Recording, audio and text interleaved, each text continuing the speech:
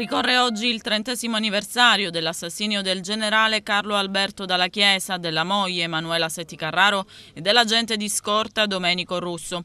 Alla cerimonia di commemorazione quest'anno, insieme al ministro Anna Maria Cancellieri e il sindaco di Palermo Leoluca Orlando, ha preso parte anche la figlia Rita, che in questi 30 anni si era sempre rifiutata di essere presente. È una città che amo molto, che non ho mai smesso di amare.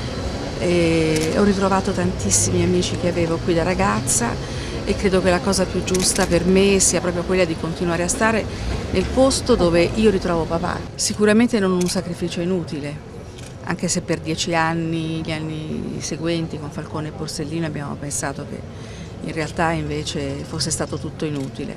Però non so, io ho parlato tanto con i ragazzi di questa città, ho parlato tanto con le persone e credo che una voglia reale di riscatto ci sia da parte loro.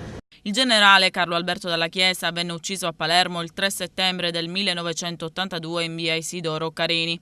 Stava uscendo dalla prefettura a bordo di una 112 bianca guidata dalla moglie Emanuela Setti Carraro per andare a cenare in un ristorante di Mondello. La vettura era seguita da un'Alfetta guidata dall'agente di scorta Domenico Russo.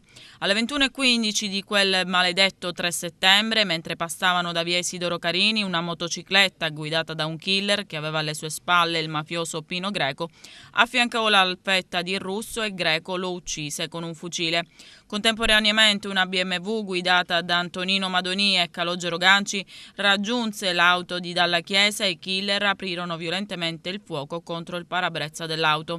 Una strage, subito dopo le due auto e la motocicletta servite per il delitto, vennero portate in un luogo isolato e lì date alle fiamme. A distanza di 30 anni sono stati condannati i sicari e i vertici della cupola, tra cui Totò Riina, Bernardo Provenzano e Pippo Calò, ma i lati oscuri restano tanti, tanto che il figlio, Nando Dalla Chiesa, parla ancora di un delitto politico.